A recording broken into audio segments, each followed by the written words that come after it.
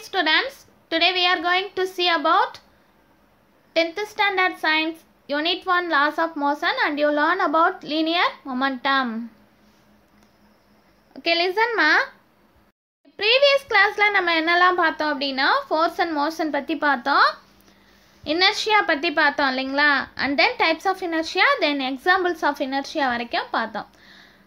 Okay. Linear momentum நேர்கோட்டு உந்தம்.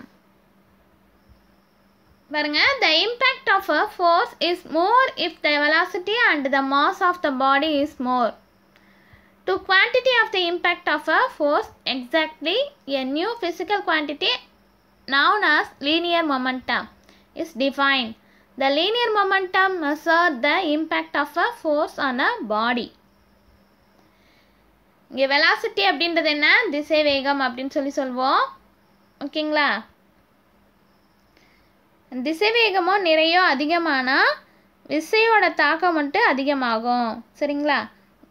அப்போ விசையோட விளைவானது திசை வேகத்தையோ நிறையையோ என்ன பண்ணும்? சார்ந்து அமையும். ஓகேவா?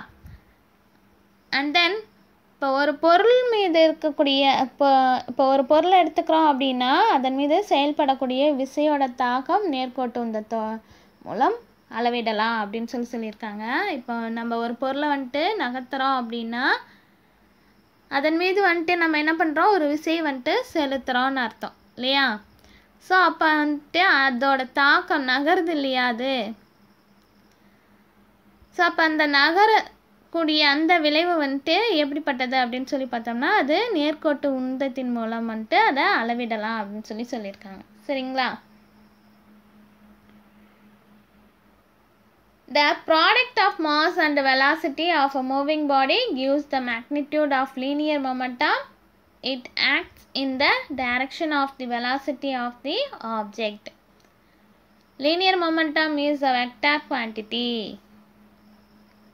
இங்கே பார்த்தோம் அப்படின்னா இப்போ இயங்கும் பொருளோட நிறை மற்றும் திசைவேகத்தோட பெருக்கல் பலன் இருக்கு இல்லையா? அதை தான் நம்ம என்னன்னு சொல்கிறோம்? உந்தம் அப்படின்னு சொல்கிறோம். சரிங்களா? ஸோ இப்போ இதோட திசையானது பொருளின் திசைவேக திசையிலேயே அமையும். அதோட டைரக்ஷன் பொருள் எந்த திசையில் இருக்கோ அதே டைரக்ஷனில் தான் இருக்கும். சரிங்களா? ஸோ அப்போ இது ஒரு வெக்டார் குவான்டிட்டி அப்படின்னு சொல்லலாமா? வெக்டார் அளவு அப்படின்னு சொல்லலாம். ஓகேவா? அண்ட் ஸோ இதுக்கான ஃபார்முலா பார்த்தோம் அப்படின்னா linear momentum is equal to mass into velocity, நிறை இன்ட்டு திசைவேகம். சரிங்களா? ஸோ லீனியர் மொமெண்டத்தோட சிம்பிள் என்ன? பி அப்படின்னு சொல்லுவோம். Is equal to M into V. ஓகேவா? It helps to measure the magnitude of a force. Unit of momentum in SI system is kilogram meter per second or meter second power minus 1.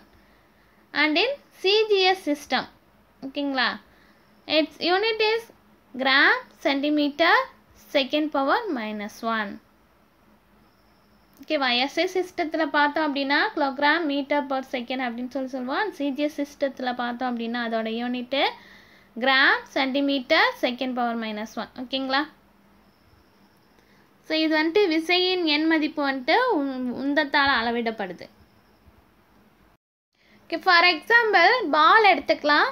இப்போ பால் எடுத்துகிட்டு அதை உருட்டி விட்டோம் அப்படின்னா நம்ம ஒரு திசையை நோக்கி அதை உருட்டுவோம் இல்லையா? ஸோ அப்போ அந்த பாலானது என்ன பண்ணும்? நம்ம எந்த திசையை நோக்கி நகர்த்துறோமோ அந்த திசையில் தான் அது மூவ் ஆகும் இல்லையா? ஸோ இதை நம்ம என்ன சொல்லலாம்? லீனியர் மொமெண்டத்துக்கான எக்ஸாம்பிளாக சொல்லலாம். ஓகேங்களா? நெக்ஸ்ட் பாருங்க, Newton's laws of motion. Newton laws of மோஷனில் பார்த்தோம் அப்படின்னா நியூட்டனோட இயக்க விதிகள் 3 இருக்குது இல்லையா? ஸோ அதில் ஃபர்ஸ்ட் ஒன் பாருங்க, Newton's first law. This law states that every body continues to be in its state of rest or the state of uniform motion along a straight line unless it is acted upon by some external force. It gives the definition of force as well as inertia. So இங்கே பார்த்தோம் அப்படின்னா ஒவ்வொரு பொருளுமே வந்துட்டு புறவிசை ஏதும் செயல்படாத வரையில், இப்போ நம்ம எந்த ஒரு விசையும் அந்த பொருளுக்கு கொடுக்காத வரைக்கும் என்ன பண்ணோம், அது தன்னோட ஓய்வு நிலையிலோ அல்லது சீராக இயங்கி கொண்டிருக்கும் நேர்கோட்டு நிலையிலோ தொடர்ந்து இருக்கும் அப்படின்னு சொல்லியிருக்காங்க. சரிங்களா? இப்போ ஒரு பொருள் இருக்குது அப்படின்னா அதை நம்ம நகர்த்துற வரைக்கும் அது அதே நிலையில் தான் இருக்கும் இல்லையா? அப்போ நகர்த்தணும் அப்படின்னா, இப்போ ஒரு கார் வந்துட்டு மூவ் ஆகிட்டுருக்கு அப்படின்னா அது சீராகவே போயிட்டு தான் இருக்கும் இல்லையா? அதை நம்ம ஸ்டாப் பண்ணுற வரைக்கும். ஸோ அந்த மாதிரி இருக்குது அப்படின்னா அது வந்து அதோட நேர்கோட்டு நிலையில் தொடர்ந்து இருக்கும் அப்படின்னு சொல்லியிருக்காங்க. அதோட நிலையில் தொடர்ந்து இருக்கும், எந்த ஒரு புறவிசையும் செயல்படாத வரைக்கும். சரிங்களா? ஸோ இந்த விசை வந்துட்டு நம்ம என்னன்னு சொல்லலாம், அதாவது இந்த விதியானது பொருட்களின் நிலைமத்தையும் விளக்குது அப்படின்னு சொல்லியிருக்காங்க. It gives the definition of force as well as inertia. Inertia பற்றியும் இது விளக்குது, அதாவது எக்ஸ்பிளைன் பண்ணுது அப்படின்னு சொல்லியிருக்காங்க. ஓகேங்களா? அண்ட் ஃபோர்ஸ் பாருங்கள், விசை எடுத்துக்கிட்டோம் அப்படின்னா force is an external effort in the form of push or pull அப்படின்னு சொல்லி நம்ம ஆல்ரெடி பார்த்தோம். அதாவது ஃபோர்ஸ் விசை அப்படின்றது என்ன, இழுத்தல் அல்லது தள்ளுதல் அப்படின்ற புறச்செயல் வடிவத்தை தான் நம்ம என்ன சொல்கிறோம், ஃபோர்ஸ் அப்படின்னு சொல்லி சொல்கிறோம். ஓகேங்களா? Producers or tries to produce the motion of a static body. அதாவது ஓய்வில் உள்ள பொருளை இயக்கிறதுக்கும் அல்லது இயக்க முயற்சிப்பதற்கான செயலை தான் நம்ம என்னன்னு சொல்கிறோம், ஃபோர்ஸ் அப்படின்னு சொல்லி சொல்கிறோம். ஓகேவா? Stops or tries to stop a moving body. இப்போ ஒரு பொருள் இயங்கி கொண்டிருக்கு, ஓகேவா? ஸோ அந்த மாதிரி இயங்கி கொண்டிருக்கும் பொருளை நிறுத்த அல்லது நிறுத்த முயற்சிப்பதற்கான செயல், அதுவும் ஃபோர்ஸ் தான். Changes or tries to change the direction of motion of a moving body. இப்போ இயங்கி கொண்டிருக்கக்கூடிய பொருளோட திசையை மாற்ற அல்லது மாற்ற முயற்சிக்கின்ற செயலை தான் நம்ம ஃபோர்ஸ் அப்படின்னு சொல்கிறோம். ஓகேங்களா? அதோட டைரக்ஷனை வந்து நம்ம சேஞ்ச் பண்ணுறோம் அப்படின்னா அதுவும் ஒரு ஃபோர்ஸ் தான். ஓகேவா? And force has both magnitude and direction. இப்போ விசை அப்படின்றது என்ன, மேக்னிடியூட் எண் மதிப்போ திசையும் சேர்ந்த டைரக்ஷனும் சேர்ந்தது தான் வந்துட்டு நம்ம விசை அப்படின்னு சொல்கிறோம். So it is a vector quantity. இது வந்து ஒரு வெக்டர் அளவு. சரியா? அண்ட் டைப்ஸ் ஆஃப் ஃபோர்ஸஸ், என்னென்ன டைப்ஸ், விசையோட வகைகள் என்னென்ன அப்படின்றத பார்க்கலாம். Based on the direction in which the forces act, they can be classified into two types. So விசையோட வகைகளை ரெண்டு வகையாக பிரிச்சிருக்காங்க. Like parallel force and unlike parallel force அப்படின்னு சொல்லி ரெண்டு விதமாக பிரிச்சிருக்காங்க. இங்கே லைக் பேரலல் அதாவது ஒத்த இணை விசைகள் அப்படின்னு சொல்லியிருக்காங்க. லைக் பேரலல் ஃபோர்ஸஸ் அப்படின்றது என்ன, ஒத்த இணை விசைகள். Two or more forces of equal or unequal magnitude acting along the same direction parallel to each other are called like parallel forces. இப்போ பார்த்தோம் அப்படின்னா இரண்டு அல்லது அதற்கு மேற்பட்ட, அதாவது இரண்டிற்கும் மேற்பட்ட சமமான அல்லது சமமற்ற விசைகள், சரிங்களா, ஒரே திசையில் ஒரு பொருள் மீது இணையாக செயல்பட்டால் அதை என்னன்னு சொல்கிறோம், ஒத்த இணை விசைகள் அப்படின்னு சொல்லி சொல்கிறோம். ஓகேங்களா? And unlike parallel forces, மாறுபட்ட இணை விசைகள். If two or more equal forces or unequal forces act along opposite directions parallel to each other, then they are called unlike parallel forces. அதாவது மாறுபட்ட இணை விசைகள் அப்படின்றது என்ன, இரண்டு அல்லது இரண்டிற்கும் மேற்பட்ட சமமான அல்லது சமமற்ற விசைகள் எடுத்துக்கிறோம். ஓகேங்களா? ஸோ அது வந்து எப்படி இருக்கும், எதிரெதிர் திசையில் ஒரு பொருள் மீது இணையாக செயல்பட்டால் அவை மாறுபட்ட இணை விசைகள் அப்படின்னு சொல்லி சொல்கிறோம். ஓகேவா? இப்போ லைக் பேரலல் ஃபோர்ஸ் அப்படின்றது எப்படி இருக்குது, சேம் டைரக்ஷனில் வந்துட்டு இருக்கக்கூடியதாக இருக்குது. அன்லைக் பேரலல் ஃபோர்ஸ் அப்படின்றது ஆப்போசிட் டைரக்ஷனில் இருக்கும், எதிரெதிர் திசையில் வந்துட்டு இருக்கும். சரியா? ஸோ இதுதான் அதுக்கான difference. action of forces are given in table 1.1. 1.1ல இதோட செயல்பாடுகள் என்னென்ன அப்படின்றதையும் நம்ம பார்க்கலாம். அதுக்கு முன்னாடி நம்ம ரிசல்டன்ட் ஃபோர்ஸ் பற்றி பார்க்கலாம். தொகுபயன் விசை. When several forces act simultaneously on the same body, then the combined effect of the multiple forces can be represented by a single force, which is termed as resultant force. இங்கே ஒரு பொருள் மீது பல்வேறு விசைகள் செயல்படும் போது அவற்றின் மொத்த விளைவை ஏற்படுத்தும் ஒரு தனித்த விசையை தான் நம்ம என்னன்னு சொல்கிறோம், தொகுபயன் விசை அப்படின்னு சொல்கிறோம். ஓகேங்களா? இப்போ நிறைய விசை வந்துட்டு நம்ம ஒரு பொருளில் வந்துட்டு கொடுக்குறோம் அப்படின்னா அதோட மொத்த விளைவு. ஓகேவா? ஸோ அந்த மொத்த விளைவு தான் நம்ம என்னன்னு சொல்கிறோம், ரிசல்டன்ட் ஃபோர்ஸ் அப்படின்னு சொல்கிறோம். ஓகேங்களா? And it is equal to the vector some adding the magnitude of the forces with their direction of all the forces. So இப்போ அதோட மதிப்பு எப்படி இருக்கும், செயல்படும் அனைத்து விசைகளின் வெக்டார் கூடுதலுக்கு சமமாக இருக்கும் அப்படின்னு சொல்லியிருக்காங்க. அதாவது விசைகளின் எண் மதிப்பு மற்றும் திசை அதோட கூடுதலாக இருக்கும். ஓகேங்களா? மேக்னிடியூட் அப்படின்றது என்ன, எண் மதிப்புன்னு ஆல்ரெடி நம்ம பார்த்தோம். அதேமாரி அதோட டைரக்ஷன் ரெண்டோட கூடுதல், ஸோ ரெண்டையும் ஆட் பண்ணி கிடைக்கக்கூடிய அந்த மதிப்பு தான். ஓகேங்களா? ஸோ அதை தான் நம்ம ரிசல்டன்ட் ஃபோர்ஸ் அப்படின்னு சொல்கிறோம். பாருங்க, if the resultant force of all the forces acting on a body is equal to 0, then the body will be in equilibrium. இங்கே பார்த்தோம் அப்படின்னா தொகுபயன் விசையோட மதிப்பு 0வாக இருந்துச்சு அப்படின்னா அது வந்துட்டு சமநிலையில் இருக்குது அப்படின்னு சொல்லலாம். சரிங்களா? ஸோ இது வந்து எப்படி சொல்லலாம், such forces are called balanced force. இது வந்து சமன் செய்யப்பட்ட விசைகள். ஓகேவா?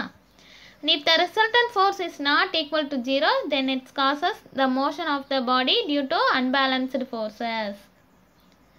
தொகுபயன் விசையோட மதிப்பு 0வாக இல்லை அப்படின்னா அது பொருட்களின் இயக்கத்திற்கு காரணமாக அமையுது அப்படின்னு சொல்லலாம். அது மட்டும் இல்லாமல் இது சமன் செய்யப்படாத விசைகள் அப்படின்னும் சொல்கிறோம். ஓகேங்களா? ஃபார் எக்ஸாம்பிள் பாருங்க, drawing water from a well, force applied with a crowbar, forces on a weight balance, etc. அதாவது கிணத்துலேருந்து நீரை எடுக்கிறோம் இல்லையா, ஸோ அந்த செயல்பாடு அப்பயும் ஒரு விசை நம்ம அதில் கொடுக்குறோம். அதே மாதிரி force applied with a crowbar, நெம்புகோல் மீது செயல்படக்கூடிய அந்த விசை. அதே மாதிரி ஃபோர்ஸஸ் ஆன வெயிட் பேலன்ஸ், தராசு தட்டில் வந்துட்டு செயல்படக்கூடிய விசை. இது எல்லாமே சமன் செய்யப்படாத விசைக்கு எடுத்துக்காட்டு. சரியா? A system can be brought to equilibrium by applying another force which is equal to the resultant force in magnitude but opposite in direction. Such force is called as equilibrant. இப்போ தொகுபயன் விசைக்கு சமமான ஆனால் எது திசையில் செயல்படும் ஒரு விசை வந்துட்டு பொருட்களை சமநிலைக்கு கொண்டு வர உதவுது அப்படின்னு சொல்கிறாங்க. இந்த விசை வந்துட்டு எதிர்ச்சமனி, ஈக்குவலிப்ரண்ட் அப்படின்றது என்ன, எதிர்ச்சமனி அப்படின்னு சொல்கிறோம். ஓகேவா? ஓகே, லிசன்மா. இங்கே டேபிள் 1.1ல் பாருங்கள், ஆக்ஷன் ஆஃப் ஃபோர்ஸஸ், விசையோட செயல்பாடுகள் என்னென்ன அப்படின்னு கொடுத்துருக்காங்க. ஆல்ரெடி நம்ம டைப்ஸ் வந்துட்டு என்னென்ன அப்படின்றத பார்த்தோம் இல்லையா, ஸோ அதோட செயல்பாடுகளும் பார்க்கலாம். ஓகேங்களா? பாருங்கள், action of forces, parallel forces are acting in the same direction. Same டைரக்ஷனில் வந்து இருந்துச்சு அப்படின்னா அதோட டயக்ராம் வந்துட்டு F1 F2 வந்துட்டு ஒரே டைரக்ஷனில் மூவ் ஆகிற மாதிரி இருக்கும். அண்ட் ரிசல்டன்ட் ஃபோர்ஸோட formula F0 is equal to F1 plus F2. ஓகேங்களா? And parallel unequal forces are acting in the opposite direction. சமமற்ற மதிப்பு கொண்ட இணை விசைகள் வந்துட்டு எதிரெதிர் திசையில் வந்துட்டு இருந்துச்சு அப்படின்னா ஸோ அப்போ ஃபோர்ஸ் F1 F2 வந்துட்டு ஆப்போசிட் டைரக்ஷனாக இருக்கும். ஓகேங்களா? ஸோ இப்போ F0 is equal to F1 minus F2, F0 is equal to F2 minus F1. F0 is directed along the greater force. ஓகேங்களா? இப்போ கிரேட்டர் ஃபோர்ஸ், அதாவது விசையானது அதிக எண் மதிப்புடைய விசையின் திசையில் நகரும் அப்படின்னு சொல்லியிருக்காங்க. Parallel equal forces are acting in opposite direction in the same line of action. F1 is equal to F2. இங்கே சமமான விசைகள் வந்துட்டு எதிரெதிர் திசையில் ஒரே நேரத்தில் நேர்கோட்டில் செயல்பட்டால் அதோட டயக்ராம் எப்படி இருக்கும், F1 F2 ஆப்போசிட் டைரக்ஷனில் தான் இருக்கும். ஸோ ஸோ அதோட மதிப்பு ரிசல்டன்ட் ஃபோர்ஸோட மதிப்பு பார்த்தோம் அப்படின்னா F0 is equal to F1 minus F2, F net is equal to 0வா அது சுழியாக இருக்கும். And F1 is equal to F2 ரெண்டும் சமமானதாக இருக்கலாம். சரிங்களா?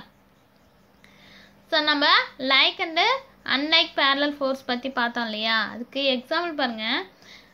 Unlike parallel forces tug of war, அதாவது எதிரெது திசையில் செயல்படும் சமமற்ற இணை விசைகளுக்கு இங்கே பாருங்கள், நம்ம இந்த கயிறுகளுக்கு அந்த போட்டி பார்த்துருப்பீங்கல்ல, அப்போ எதிரெது திசையில் வந்துட்டு நம்ம அங்கே ஃபோர்ஸை வந்துட்டு செலுத்துவோம். சரியா? ஸோ இதை வந்துட்டு எக்ஸாம்பிளாக சொல்லலாம். அதேமாதிரி unbalanced forces action of lever, நெம்புகோலில் செயல்படக்கூடிய அந்த விசை. ஓகேங்களா? ஸோ இதுவும் வந்துட்டு அன்பேலன்ஸ்டு ஃபோர்ஸுக்கு எக்ஸாம்பிள். ஓகேங்களா? லைக் பேரலல் ஃபோர்ஸ் ஒத்த இணை விசைகளுக்கு எக்ஸாம்பிள் பார்த்தோம் அப்படின்னா, ஒரே திசையில் செயல்படக்கூடிய இந்த பாக்ஸை வந்துட்டு நகர்த்துறாங்க இல்லையா, அப்போ ரெண்டு பேருமே சேர்ந்து என்ன பண்ணுறாங்க, ஒரே திசையை நோக்கி தான் அதை நகர்த்திட்டு போயிருக்காங்க. ஓகேங்களா? சேம் டைரக்ஷனில் தான் அந்த பொருளை வந்துட்டு மூவ் பண்ணுறாங்க. சரிங்களா?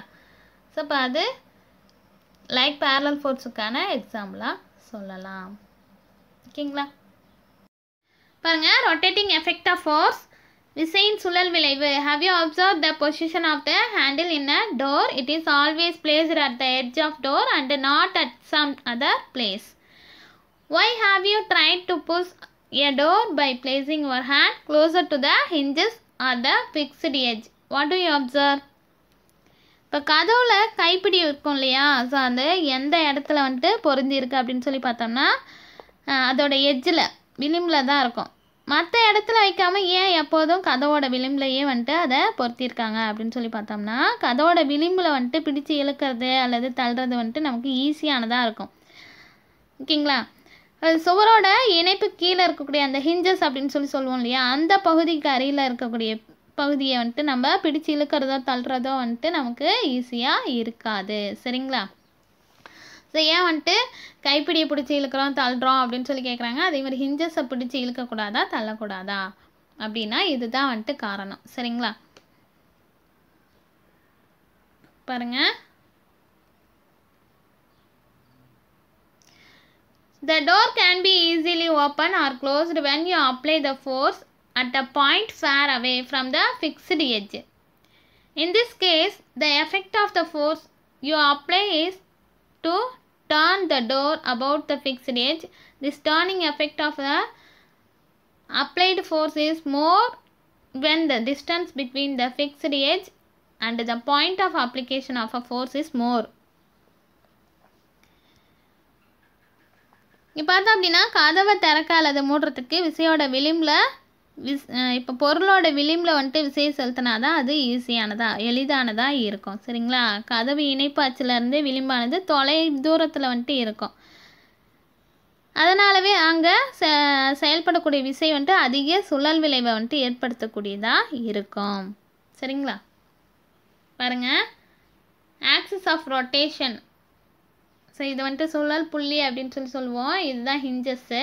ஸோ இந்த இடத்த நம்ம எப்பயுமே பயன்படுத்த மாட்டோம். அது விளிம்பில் இருக்கக்கூடிய இந்த கைப்பிடியை தான் நம்ம பிடிச்சி இழுப்போம் தள்ளுவோம். ஓகேங்களா? பாருங்கள், the axis of the fixed edge about which the door is rotated is called as the axis of rotation. So இங்கே கதவுல உள்ள நிலையான இணைப்பு அச்சை வந்துட்டு நம்ம சுழல் அச்சு அப்படின்னு சொல்லி சொல்கிறோம். ஆக்சிஸ் ஆஃப் ரொட்டேஷன் அப்படின்றது சுழல் அச்சு. ஓகேங்களா?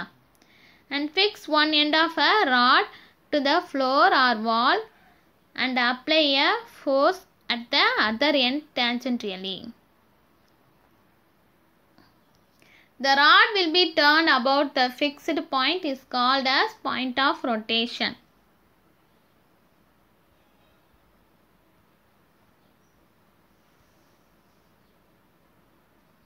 பாருங்கள், ஒரு ராட் எடுத்துக்கிறோம். அந்த நட்டை வந்துட்டு நம்ம கலட்டுறதுக்கு அதோட எட்ஜ் பாயிண்ட்டை வந்துட்டு பிடிச்சி சொல்லிட்டு ஆரம்பிக்கிறோம். சரிங்களா?